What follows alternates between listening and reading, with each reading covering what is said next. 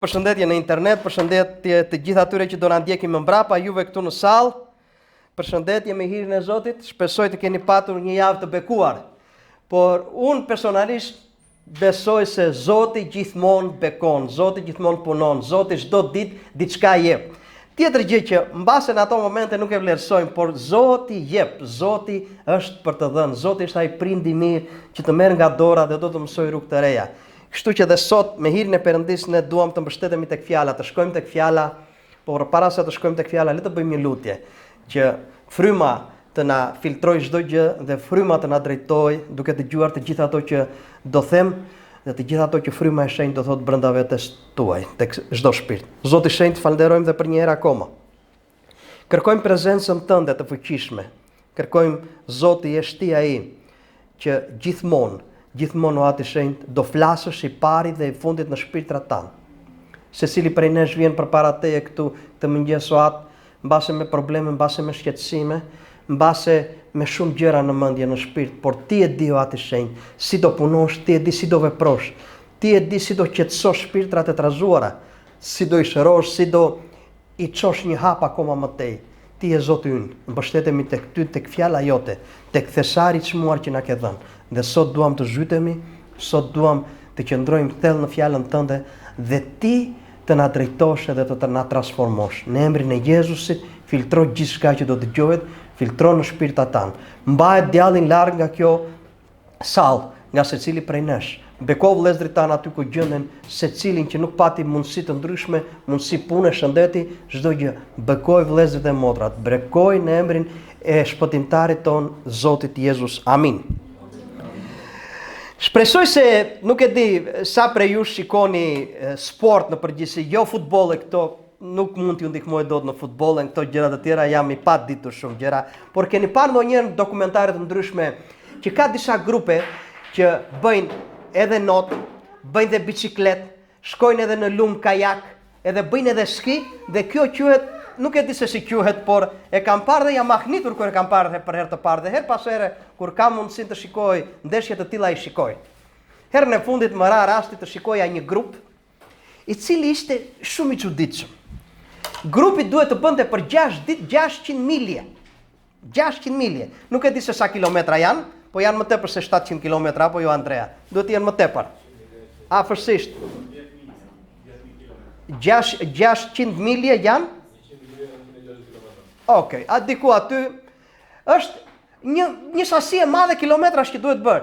Dhe e keqja ku ishte?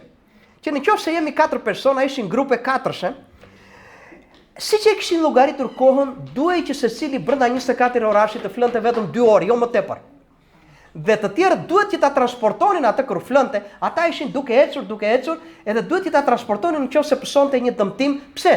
Sepse në finish duhet të harinin që të 4, për ndryshe nuk e mirje dot atë fitimin, apo si ta themi, nuk e mirje dot atë kampionatin, nuk ishe i pari, nuk shkoje në finish. Më ka bërë shumë përshtypje, sepse njëri nga ata u dëmtua, dhe kur kalonin, por u dëmtua në fund fare kura brenda në disa shkëmbinj në lumë, edhe që të mos shtoj pesha jashtë mase brenda në kajak, e lidhen me një plastike, një komerdare, nuk e di çfarë ishte ajo, një plastike, dhe e tërhiqnin në lumë dhe ata u jepnin kupive shumë shpejt, dhe ai ishte në ujë. Po ftohej, por ishte në ujë ama, që mos të shtoj pesha. Këmbgulja e tyre më ka bërë shumë përshtypje, edhe dukej sikur nëse do ta shikoja nga jashtë dhe nuk do kisha në mendje çfarë do fitonin ata, nëse do ta shikonte një person i cili do thoshte, "More si ka mundsi ai brenda në ujë po duron kaq të ftohtë, përse? Për të fituar disa para, nuk e bëj fare." Por ai ishte aty dhe bërtiste, 1, 2 që ata të tërhiqnin kupit sa më fort, sa më shpejt që të iknin në lumë, sepse lumi kishte arritur në një moment që ishte jo i rrjedhshëm, ishte si pun liqeni, ishte i qetë. Sot vëllezër, dua të flas me ju për disiplinën. Kur erdhi në fund fare aty poshtë tek finishi i priti trajneri i tyre. Trajneri nuk mund të mbinte pjesë në garë fare. Dhe trajneri atë të fundit që tha që më ngeli në mendje ishte kjo. Atë që kam bërë me ekipin tim dhe atë që kishte dëshirë ekipi im ishte të harinte gjëra të mëdhaja. dhe të harinte në finish, të harinte në fund. Por ama pa disiplin, asnjëherë nuk mund të bëja dot tek ata ato që dëshironi. Sa herë kërkoni që mos të bëj fare zhytja në lum. Sa herë kërkoni që mos të bëj fare ski. Sa herë kërkoni që mos të hipni biçikletës. Por jam një trajner, dhe unë të dua të nxjerr më të mirën dhe më të fortën prej tyre që të kenë rezultat. A nuk është edhe kështu lufta jonë frymore dhe ecja jonë me Krishtin? Nuk është e njëjta gjë? E njëjta gjë është. Perëndia do që të nxjerrë më të mirën prej nesh në çdo moment, edhe kur ne themi tani nuk mundem, tani do qëndroj, tani do pushoj, tani do jam larg, tani dua pak kohë për veten time, tani nuk do bëj asgjë, relax. Perëndia nuk mund ta bëj këtë. Perëndia thotë që të nxjerrë më të mirën duhet të vazhdojmë të ecim. Dhe shikoni se ku do na drejtoj fjala e Perëndis sot. Fjala e Perëndis gjithmonë është ajo thika që pret, që futet deri tek palca, tek kocka dhe ndan çdo gjë. Dhe ka gjithmonë dy reagime. Reagime do i themi më mbrapa. Shikoni së bashku nga fjala e Perëndis tek Hebrejt kapitulli 12. Fjala e Perëndis do na drejtoj nga kapitulli 12 i Hebrejve, vargu 5, mesi i vargut 5, aty në mes, kur thot: Birim, mos e përçmon ndrejqjen e Zotit dhe mos e humb zëmrën kur ai të qorton, sepse Zoti ndreq atë që do dhe fshikullon çdo bir që ai pranon.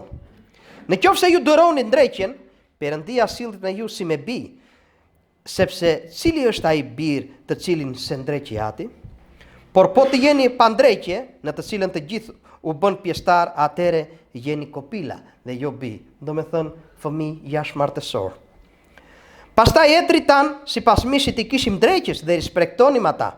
A nuk do t'i nënshtrohemi dhe më tepër atit të frymrave për të jetuar? Sepse ata na ndreqën për pak ditë, ashtu siç dukej atyre më e mirë, kurse ai, ati, për të mirën tonë, që të bëhemi pjesëtar të shenjtërisë së tij. Por çdo ndreqje aty për aty nuk duket se sjell gëzim, por hidhërim, por më pas u kthen një fryt të paqshëm drejtësie atyre që janë ushtruar me anë të saj. Tema jonë është: a dua të kem fryt të paqshëm në jetën time? A dua të kem këtë frytin e paqshëm të jetës në jetën time, siç ma thot fjala e Perëndis këtu? Dhe fryma na drejton dhe na thot që ai fryt i paqshëm do të vi vetëm mbas disiplinës. Në qoftë se disiplina nuk ekziston, atëherë do të thotë që unë nuk e kërkoj. Shikoni vëllezër, Perëndia neve na ka thirrur dhe neve shumë herë themi ato vargjet, akoma dhe në ungjillëzim kam dëgjuar dhe motra dhe vëllezër kështu që e përdorni shumë herë dhe mirë bëni tek kapitulli 11 aty i Mateu dhe vargu 27-28, nuk e di, kur thoni e janë ju të gjithë të lodhur, të munduar, dhe unë do ju jap shlodhje, apo jo? Është kjo, fjala e Perëndis, kështu thot Zoti. Nga ana tjetër thot, e janë përpara meje, tek Filipianët edhe tek letrat të tjera, tek kapitulli 4 i Filipianëve duhet të jetë kjo, vargu 6, 7, 8 nuk e mbaj mend, kur thot, e janë dhe thoni çdo lloj problemi përpara Perëndis. Të bëhet e ditur çdo gjë, çdo ankesë, çdo vështirësi, dhe ai do japi. Jam dakord me juve dhe ju jeni dakord me mua që këto ekzistojnë. Dhe ne vemi tek Perëndia për të gjetur qetësi, për të gjetur shlodhje, për të thënë problemet tona, por ekzistojnë edhe vargje të tjera në Bibël. Ku thot fjala e Perëndis çfarë? Vet Jezusi te kapitulli 13 i Lukës dhe vargu 24 thot: përpiquni të hyni nga dera e ngushtë. Pra të dyja këto janë si një kundërshtim. Nga njëra anë më thua, po vite këty, po sjell problemet e mia, po vite këty të shlodhem, po vite këty që të hedh barën time, dhe nga ana tjetër më kërkon derën e ngushtë, plot vështirësi, plot probleme, plot ato që janë këtu, që lexuam te kapitulli 12 i Hebrejve, që më kërkon ndreqje. Vëllezër, ajo që ka ndodhur me Hebrejnë këtu është që ata në kapitullin 11, nëse do ta lexoni, dhe është kapitulli i besimit, ku tregojnë të gjithë besimtarët, të gjithë ata që kaluan me besim përpara Zotit, Abrahami, Jakobi, Isaku, të gjithë me radhë ata ishin etrit e besimit dhe aty u mbështet populli i Izraelit dhe të gjithë të tjerët duke parë ata, duke parë atë rrehen e madhe të martirëve që janë ata besimtarët, janë sepse hebrejt në atë kohë, në qoftë se do lexoni më lart te kapitulli 12 vargu 2-3 me radhë, po kërcënohen. Po kalojnë disa probleme stuhie, disa probleme sepse të tjerët i përndiqnin me radhë. Dhe në këtë përndjekje që po vinte tani, Pali vjen edhe thot nëpërmjet fjalës së Perëndis. Nuk e di nëse është autor Pali i hebrejve apo jo, nuk e di, nuk jam i sigurt.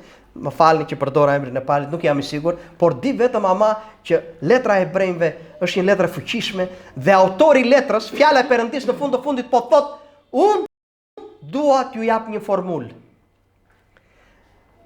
Formula është një, që të jesh fitimtar. Është vetëm disiplina. Nuk ka një formulë tjetër të cilën mund ta marrësh, mund të thuash që unë dua të kem rendiment të lartë, dua të kem fuqi frymore, dua të jem një fitimtar frymor, sepse për këtë ne thirremi, të jemi fitimtar frymor. Ashtu siç janë të tjerët, ashtu siç ishte ai grupi kajakut aty dhe bicikletës edhe ski, edhe vrap, edhe çdo gjë në ujë, në breshër, duke fjetur vetëm 2 orë në 24 orë secili, 2 orë vetëm në ditë, më tepër nuk I mirte që të flënin. Ri edhe mendoj shumë herë, sa dëshirë kam që të marrë këtë frytin e paqshëm që na thot fjala e Perëndis. Sa dëshirë kam kur vi përpara Zotit, e dua Zotin, ne pranojmë që e duam Zotin, apo jo? Amin. Ne themi që Perëndia është ai që do më ndihmoj. Amin. Por kur vin qortimet e tij, kur vjen domethënë mësimi I tij, I pedia që është në greqisht këtu, mësimi I tij në jetën time, unë përpiqem të shmangim. Unë përpiqem të devijoj. Unë përpiqem të largohem apo unë përpiqem të bëj jetën time duke mos Ju nënshtruar kësaj disipline. Nuk është e bukur shumë herë të të qortojnë shumë herë, të të shajnë në rrugë, nuk është e bukur të të pështynë shumë herë, dhe nuk është e bukur akoma dhe të kërcënohesh për jetën tënde, siç po kërcënoheshin këtu hebrejt. Por fjala e Perëndis u thotë që ju duhet ta kaloni këtë lumë. Edhe pse është I rrëmbyeshëm, edhe pse duket shumë I rrëmbyeshëm, duhet ta kalosh. S'ka asnjë lloj mundësie tjetër. Nuk e di sa për ju keni parë ato disa dite egra që jetojnë në male shumë të larta, që hidhen nga një anë në krahun tjetër që t'i shpëtoj e gërsirave, hidhet shumë, e kam parë në një video të fundit, dikush ma dërgoi, nuk e mbaj mend, më duket se Eva ma dërgoi. Hidhet edhe mendjen e ka si do harin në krahun tjetër, nëse do të shpëtoj, duhet të tregoj një guxim. Edhe atë duhet ta bëj her pas here, që të jetë e stërvitur, të kaloj në krahun tjetër. Vëllezër, disiplina do të thotë një stërvitje vazhdueshme. Disiplina nuk do të thotë që sot e bëj, nesër nuk e bëj. Disiplina do të thotë që nëse morë vendimin që të ecësh me Perëndin, atëherë do të pranosh edhe të mirat, edhe bekimet, edhe në orën e qortimit që do të vi Perëndia për të të qortuar edhe për të të shkundur në jetën tënde, do qëndrosh përpara Tij dhe do I thuash, unë duhet ta bëj sepse Ti e kërkon. Por shikoni ama, kush është Perëndia ynë që po na qorton, që kërkon disiplinë? Le të shkojmë bashkë tek fjala e Perëndis. Në qoftë se ju dëroni ndrejqjen, po lexoj, më falni. Zoti ndreq atë që do 12:6 dhe fshikullon çdo bir që ai pranon. Kujdes. Është ati. Je ti prindi dashur që her pas here I ke dhënë edhe një pëllëm fëmijës sate. E ke dënuar, e ke ndërshkuar në një farë mënyre, I ke thënë jo shumë herë, sepse do të mirën e tij, apo jo? Kemi një nip I cilin nuk kupton shumë gjëra, është I vogël, I pëlqen të jetë gjithë ditën në ujë, por her pas here çdo 3 muaj grykët bajamet janë plot me qelb. Edhe nga që I pëlqen ujë jashtëmase, kërkon sa herë që bie shi të dalë jashtë, e të luaj në shi. Ama mama e tij e merr e dënon shumë herë kam parë, sepse e shikon që është për të keqen e tij. Ai duhet ta mësoj këtë gjë. Dhe ai ati im I dashur që kërkon disiplinën time është sepse më do. Nuk ka një prind këtu në mesin tonë, nuk ka një prind, nuk ka një person I cili nuk e do fëmijën e tij. Nuk ka një prind I cili nuk do të mirën. Edhe nuk ka një prind I cili nuk do që fëmia e tij të bëhet I ashpër në thonjza, të bëhet I fuqishëm, që të dalin në jetë nesër pas nesër e të jetë I pavarur. Vëllezër, Perëndia është e paanshme. Perëndia është I paanshëm kur bën kritikën e vet, apo kur bën qortimin e vet. Mos mendojmë sepse mua mbi supet e mia nuk do të bie asnjëherë disiplina, nuk do të jetë asnjëherë disiplina e Perëndis mbi supet e mia sepse un kam në kish njëri mund të thotë kam nënën, kam babain, kam motrën, Perëndia do t'rregoj hir për mua. Po, ka mundësi që në disa raste të t'rregoj hir për ty. Por në qoftë se ti e do Zotin dhe do të kalosh në atë rrugën e ngushtë, do vi ora e disiplinës. Do vi ora kur do të thot Zoti do forcohet akoma në tej mendimi brenda vetes sate, duke lexuar fjalën dhe duke thënë, në qoftë se Zoti e thot këtë gjë, atëre do të thot që është diçka e dobishme. Djalli ndryshe punon. Djalli do të vinë në veshin tënd dhe do të thotë që shiko, ku gjendesh? Problemet e ndryshme, nga më të ndryshme. Problemet që nuk ka përcehen dot, por në qoftë se nuk e di fjalën, atëre unë nuk do qëndroj tek ajo që thot këtu, sepse ti je ati dashur dhe më do, dhe sepse unë nuk jam bir jashtëmartësor, jam biri yt, bija jote, prandaj dhe ti më qorton. Dhe unë do qëndroj. Por që ta thuash atë ama, duhet ta besosh dhe ta kesh përjetuar. Në qoftë se nuk e beson, në qoftë se nuk e përjeton, atëre nuk e do qortimin. Do rehatin tënde. Do jetën tënde më njëjtë. Mund të vendosësh gishtin te vëllezërit e tjerë, te motrat e tjera, shiko çfarë ndodh në jetën e tij, duke I thënë shumë gjëra, por për veten tënde ama nuk rregullohesh. Vëllezër, pse të ligështohemi në zemrën tonë? Pse të ligështohemi siç thot fjala e Perëndis këtu te kapitulli 12 që jemi te vargu 3, kështu pra, atë që duroni një kundërshtim të tillë nga ana e mëkatarëve kundër tij, që të mos lodheni dhe të ligështoheni në shpirtin tuaj. Është e lehtë që në prova të ndryshme, në sprova, në shtrëngata të ndryshme të jetës time, të vi momenti që unë të ligështohem. Të vi momenti që të them pse. Të vi momenti dhe të them përpara Perëndis, tani gjeti Zoti të më qortoj mua, të më disiplinoj mua. Në qoftë se ti e pranon që Zoti është gjithmonë ati mrekullueshëm, atëre mendja e tij nuk është e njëjtë me mendjen tonë. Mendimet e tij nuk janë të njëjta me ne. Ai e di orën tënde speciale apo stafat kur duhet të ndërhyj edhe ti të vendosësh, po ose jo. Nuk e di në jetën tuaj nëse ka ndodhur apo jo, po në jetën e shumë besimtarëve ka ndodhur sot që po flasim. Perëndia ka lejuar shumë probleme familjare.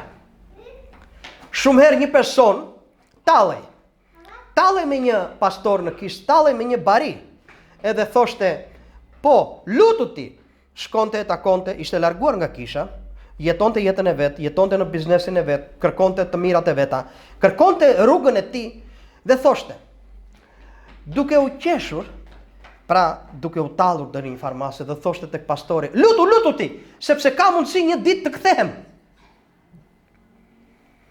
Erdhi një moment ama në jetën e tyre, ku ai trokiti derën shumë vonë në darkë, në orën 2 të natës tek pastori. E merr në telefon, I binte me fort derës, nuk e di pastori kishte mbyllur celularin. Shkon dhe bie derës me fort që t'i hapte derën. Ç'ke I tha? Djali im ka rënë këtu e 6 muaj në lëndët narkotike. I merr në mënyrë sistematike dhe na vjedh parat në shtëpi her pas here. Nuk di si të veproj.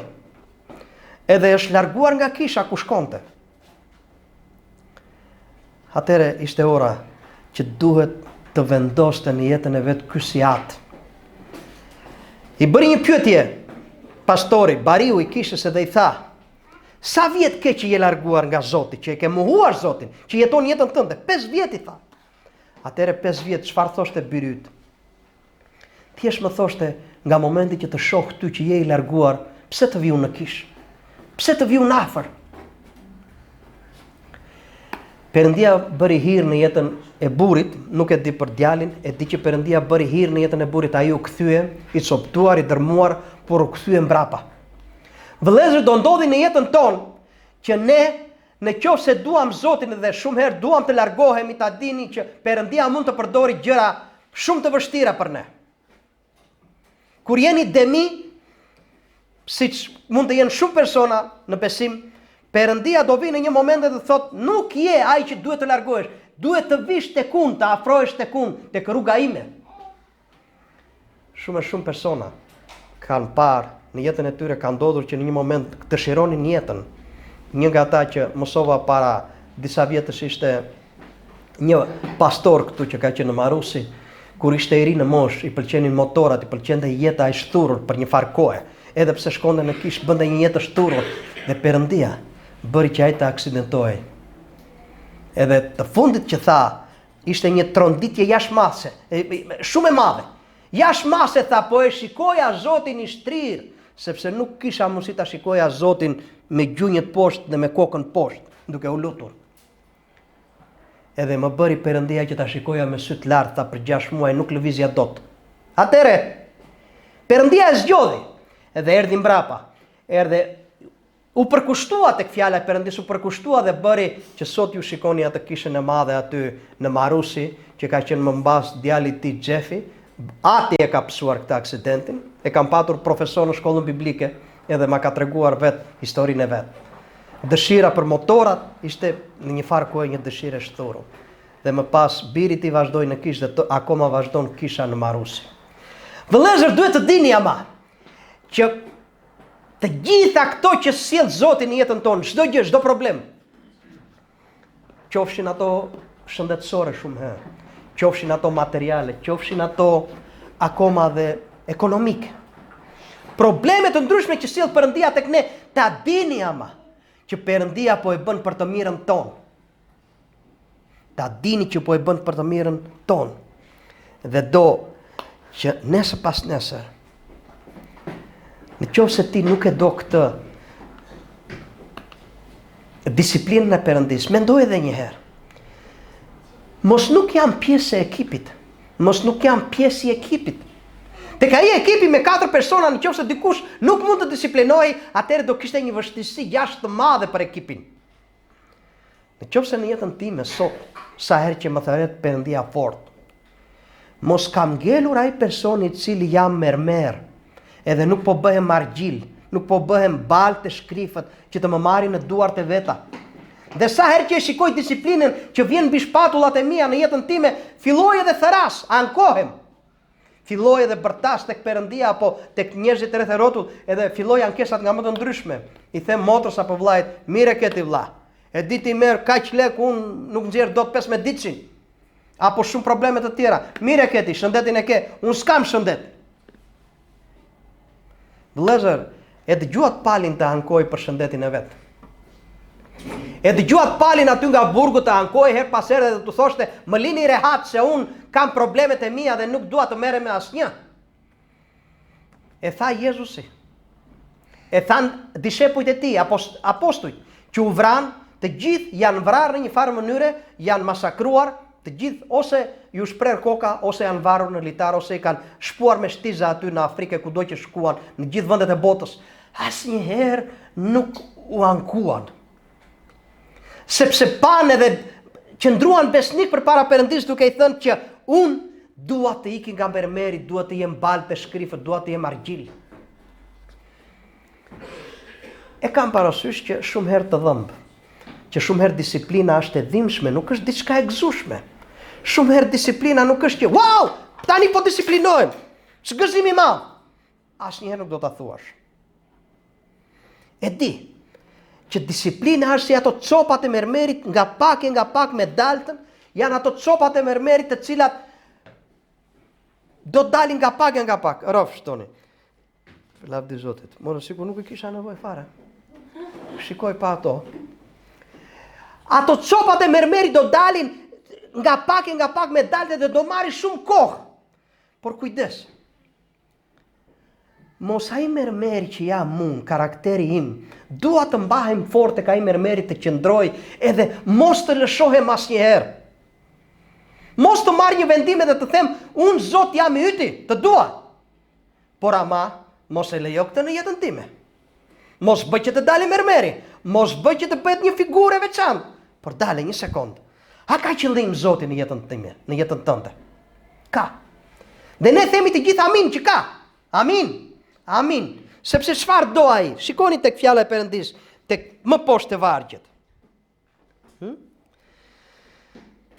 Në qoftë se ju duroni ndreqjen, Perëndia sillet si ju, si me bij, sepse cili është ai bir të cilin nuk e ndreqi ati vet?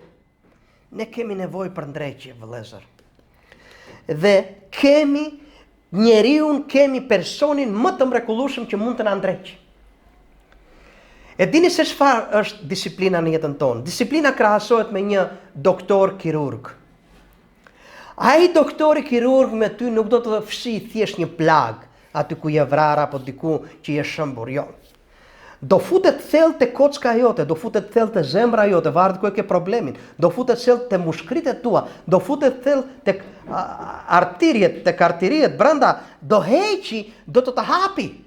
Do futet thellë dhe do të heqi atë pjesën që nuk duhet të jetë aty, që sjell probleme. Në qoftë se ne nuk e lëm Zotin të jetë një doktor i tillë, një kirurg, i cili do futet thellë, atëherë nuk e kemi nevojë. Mbase kemi nevojë për një riparues, i cili në një moment ushqite, në një moment dikur urrëzove, vendose pak betadin, vendose pak oksigene apo diçka tjetër, pak alkool, edhe ajo kaloi. Por nuk do kesh nevojë vetëm për një doktor të tillë gjithmonë. Të lutem, mendo dhe një herë dhe shiko.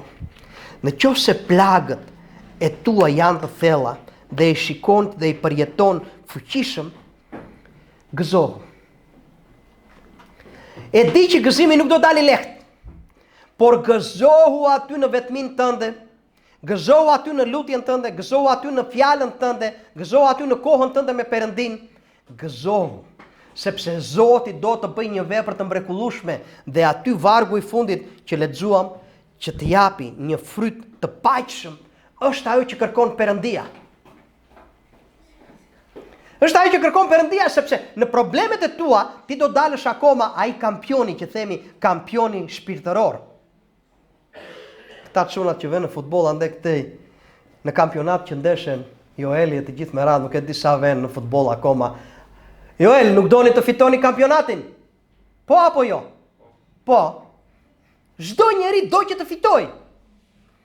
Ata përleshen ditë për ditë, po por, thuaj, sa herë vete në stërvitje? Vete një herë në muaj, e atëre nuk luan dot. E dini që në Greqinë e lashtë këtu, në kohën kur shkruan, fjala e Perëndis kur shkruhet këtu dhe kur shkruan te Pali dhe tek Korintasit dhe të gjithë të tjerët, këtu bëheshin lojrat olimpike.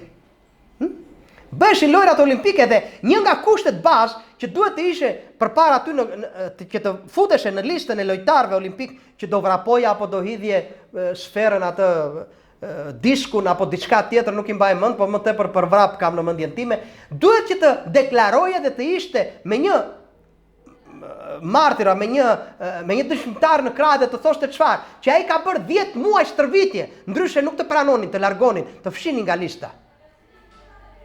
Vëllezër, disiplina është stërvitje e vazhdueshme dhe njëkohësisht është një trajnim në jetën tonë. Përqafoheni. Përqafoheni ashtu siç e përqafon një lojtar, një vrapues, i cili duhet të ketë veshjen e veçantë, veshjen e tij të veçantë, nuk mund të vrapojë një grua me fustan të gjerë. Keni parë ndonjë vrapues me fustan të gjerë? Keni parë ndonjë nga këta grupet që ecin, që vrapojnë në përmal të jetë me fustane të gjëra, me rroba të gjëra, apo me rroba të trasha, me kapardina, apo ku diun me palto, nuk vrapojnë dot. Vëllezër, ato paltot është jeta jonë shumë. Janë gjërat që na mbush djalli, pengesa të ndryshme, barra të ndryshme, të cilat ne nuk i heqim.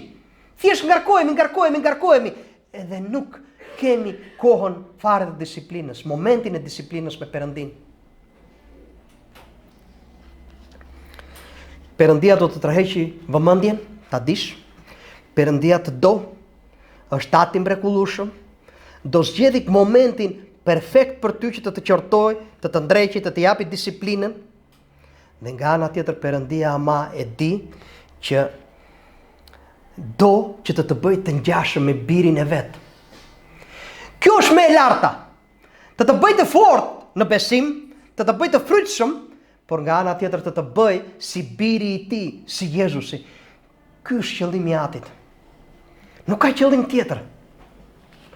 Nuk ka qëllim tjetër kur thoshte edhe Pali që unë luftën time e mbarova.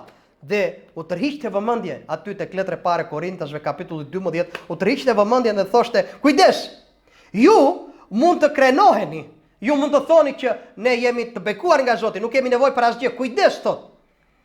Kapitulli 12 aty në fund vargu 10 i thot, ti që mendon se je diçka, kujdes se mos bie. Nuk je diçka, ti ka dhënë Zoti, thjesht Perëndia të bekoj, por nga ana tjetër Perëndia kërkon dhe disiplinë që të bekohesh akoma më tej. Vëllezër, reagimet janë dy. Nëse do vi disiplina në një moment përpara Perëndis, në momentin që Zoti vendosi të disiplinoj, atëherë reagimet janë dy. Ose të thuash, jam i hidhëruar, nuk e pranoj disiplinën, pse më ndodhin të gjitha mua këto, pse tek unë dhe jo tek të tjerët, të zilepsesh, të mendosh që ja, edhe tjetri bën kaq shumë gabime, edhe atë nuk e disiplinon, ndërsa mua më disiplinon, pse unë dhe jo ai, të vish të kontrollosh apo të përballosh jetën me njëri tjetrin, edhe shumë herë të thuash tek majtas djathtas tek të tjerët ja, dhe ai bën këto gabime dhe të ndihesh ti më mirë, dhe mos të marrësh për bazë, mos të marrësh në mënyrë serioze disiplinën e Perëndis. Uroj që ta përqafosh disiplinën. Edhe fjala e Perëndis na thot përqafoheni në një farë mënyre. Dhe Pali e ka thënë dhe Perëndia e thot përqafoheni disiplinën. Pse? Pranojeni, sepse ka shumë bereqet. Ka shumë bereqet sepse i ke parë tek fëmijët e tu apo jo, në shtëpi. Dhe sot që janë rritur, nëpërmjet asaj disipline që ti vendose në shtëpi, ata po ecin me Zotin, po ecin me Perëndin, kanë arritje të ndryshme në shkollë, kudo e me radhë, por në bazë të një disipline që vendose në shtëpi. Në shtëpinë e vet Perëndia ka disiplinën e vet. Fryma e shenjtë ka disiplinën e vet. Dhe nuk mund të shmanget asnjëri prej nesh. Do vi dhe do na gjej. Do vi do na gjej në mënyra të ndryshme, do vi do na gjej për përparim. Nuk do Zoti në disiplinën tonë të na rahi, të na bëj keq, edhe të thotë që unë tani po hakmerem, nuk është aty unë kështu. Aty do që të ti të ngrihesh, të vish sa më afër ti, jo të jesh i zhytur aty në lum, edhe të vazhdosh të jetosh si të duash ti, pa e përqafuar disiplinën. Dhe një e fundit, e do përparimin më tej me Perëndin? E do. Do të ishe më lartë sot se sa dje, do të jesh akoma më lartë këtë javë se sa javë e kaluar, më afër me Zotin. Do. Do që të jesh më i krishter sot se sa dje. Të jesh më i krishter nga nesër që fillon java tjetër se sa kjo javë që kaloi. Atëherë duhet të duash disiplinën. Jakobi e thot shumë bukur, po e lexojmë së bashku, kapitulli i parë i Jakobit.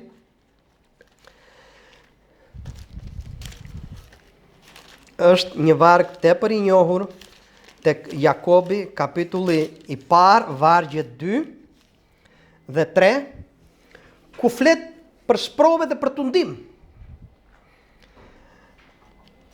Kapitulli i parë, vargu 2, ta quani gëzim të madh o vëllezër të mi kur bini në tundime të ndryshme. Gëzim i madh kur unë ngella pa punë, apo kur ana ekonomike është shumë e dobët, apo kur nuk kam që të ndroj gomat e makinës, apo shumë gjëra të tjera që ju mund t'i dini, kur nuk kam për t'i bler fëmijës tim diçka tjetër, sepse nuk ja dal do të mbar, apo kur kam kaq kohë që jam me këtë sëmundje dhe nuk po më kalon. Duke ditur se sprova e besimit tuaj sjell durim. Durimi që kryet në ju, do kryej në ju një vepër të përsosur, që të jeni të përsosur dhe të plot, pa asnjë mangësi. Po nëse ndonjëri nga ju i mungon urtësia, le të kërkojë nga Perëndia që ju jep të gjithëve pa kursim, pa qortuar, dhe atij që do të jepet atij që i kërkon. Çështja është, vëllezër, Perëndia thot quaje gëzim. Quaje gëzim sepse ati të do. Dhe ati do të ngre. Dhe është prindi yt i dashur, shumë i dashur se nëna jote dhe baba yt që mund edhe të zihen për kapriço. Ai nuk është kapricioz. Ai do të sjelli këtë frytin e paqshëm që lexuam tek 12 dietat e Hebrejt. Amin. Amin. Le të lutemi së bashku Zoti shenjat të falenderojmë përsëri për fjalën tënde. Të falenderojmë Ati shet sepse ti shumë herë në Bibël na ke treguar shembuj të ndryshëm disiplineje. Shembuj të ndryshëm akoma edhe tek Abrahami, tek Noeu, tek Jakobi, tek Isaku, të gjithë ata heronjtë e besimit, tek dishepujt, tek Pali, tek të gjithë me radhë, ti kishe momentet e tua të disiplinës o Ati shenjë. Dhe ata i përqafuan dhe u bekuan. Duam dhe ne ta përqafojmë. Duam dhe ne ta përqafojmë këtë disiplinën dhe të vendosim brenda nesh me fuqi të plotë që ti do bësh më të mirën për ne. Prandaj dhe na disiplinon. Të lutemi o Atë. Vendos dorën tënde në jetën tonë. Trego rrugët e tua për secilin prej nesh. Dhe duam që të ecim në gjurmët e tua Jezus, në gjurmët e gdhëndura, në rrugët e gdhëndura për ne. Të falenderojmë ty, të falenderojmë sepse dim o Ati shenjë që do flasësh te çdo shpirt, tek çdo motër dhe vëlla, tek kisha këtu do flasësh që ne të rritemi akoma më tej në frymë. Në emrin e Jezusit lutemi. Amin.